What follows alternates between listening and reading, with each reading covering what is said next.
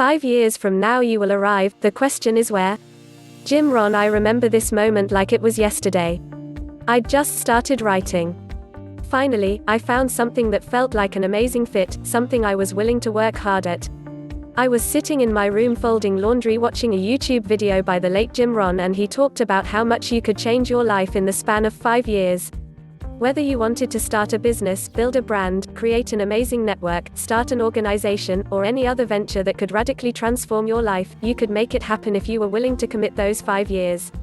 I remember thinking to myself, 5 years doesn't seem like a ton of time. I silently committed to the time frame. I wrote nearly every day, read books, watched videos, took courses, and essentially became an evolving self-improvement machine over that period. As I moved forward, I kept seeing the same theme over and over again: 5 years. My favorite writer, James Altucher, said it takes 5 years to fully reinvent yourself. John Morrow, the online mentor who taught me most of what I know about blogging, said that it would take 4 to 6 years to build a blog that can create wealth. During years 1 through 3, when I was making little to no money, flailing around trying to figure out how to be a blogger, and bumping my head against the wall trying to learn all the little nuances that came along the way, I kept that number in my head. In years 3 to 4, I could see that success was an inevitability. In years 4 to 5, everything skyrocketed. I've reached my 5-year anniversary as a writer and student of self-improvement. Here's what I've accomplished. I've published 3 books. I gave a TEDx talk. I grew my readership from 0 to millions. I quit my job and became a full-time writer. Being on the other side of the 5-year equation, I can tell you without question that it works.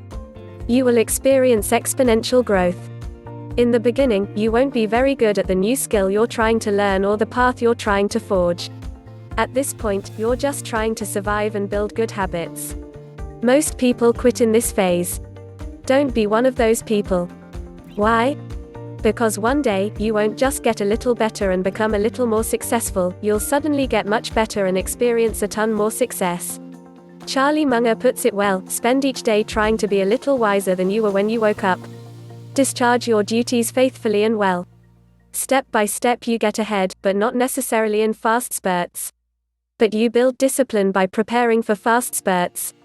Slug it out 1 inch at a time, day by day. At the end of the day, if you live long enough, most people get what they deserve.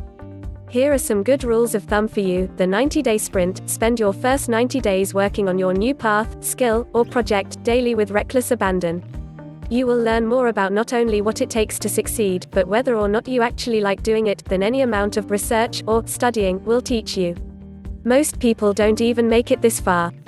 If you do, odds are you'll keep going. In the event the path really doesn't seem like a great fit, you didn't waste that much time. The rule of 100: be willing to do something 100 times to get good at it. Write 100 blog posts. Shoot 100 videos, something I recently accomplished with my new YouTube channel. Record 100 podcasts, pitch 100 potential new clients. 18-month cycle. Peter Drucker, business expert and author of Managing Oneself, talks about using 18-month benchmarks to track your overall progress. The length of time is long enough to give you enough data, but not so long that you create unrealistic goals. The One Thing, by Gary Keller, teaches a simple rule to help you stay focused and productive. Ask yourself the question: what's the one thing you can do, such that by doing it, everything else will be easier or unnecessary? You can use this system to reverse engineer long-term goals into actionable goals and key performance indicators, KPIs, to work on in the short to intermediate term. Choose your one thing for 18 months, then for the quarter, then for each month, then for each week, then for each day. I didn't keep perfect track and progress of my career using all the systems above, but I did keep an intuitive sense of all of them while I focused on building my writing career to get where I am today. 5 years seems like a long time. It isn't. When you break things down to the present moment and focus on the immediate future, you'll look up 5 years later to see that you've achieved a level of progress even you didn't think possible.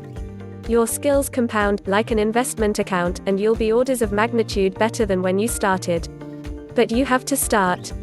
I use this framework for every new goal or important decision.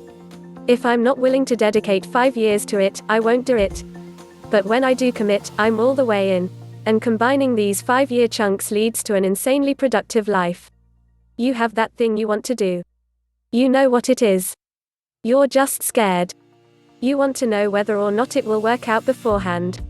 Trust me, if you have a decent amount of talent and enough work ethic to gradually get better over a period of 5 years, it'll work. Now go.